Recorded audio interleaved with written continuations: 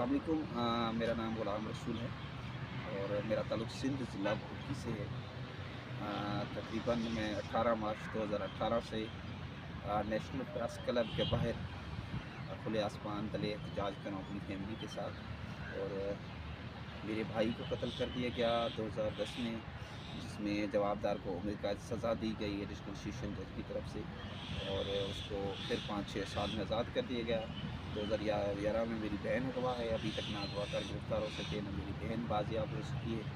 और तकरीबन 2016 में हम बीवी ने पसंद की शादी की थी, उन्हीं वडेरों ने कारोकारी का इल्ज़ाम दिया और हमारे घर, दुकान, माल, मवाशी तकरीबन 1 से 2 करोड़ रुपए का नुकसान कर दिया, बल्कि मेरे वालिद का मदरसा था वो भी तोड़ दिया।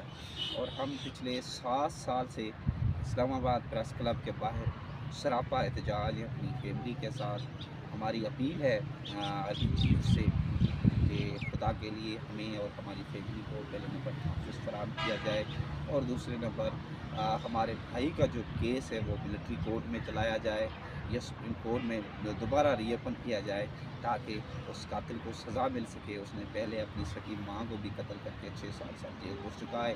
उसके ऊपर कई मुकदमात हैं, डकैती, लूट मार, चोरी, हर चीज़ के डकैत, अगवा, लेकिन उसके ऊपर कोई आर्जी तौर थोड़ी बहुत कार्रवाई होती है उनके ऊपर।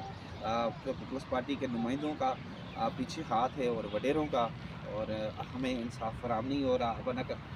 बस इस उम्मीद से हम वीडियो बना रहे हैं, उम्मीद करते हैं कि वीडियो ये हमारी आर्मी चीफ पाकिस्तान तक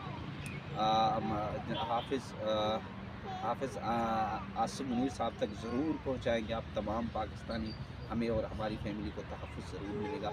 अल्लाह ताला आप सबको सलामत रखे।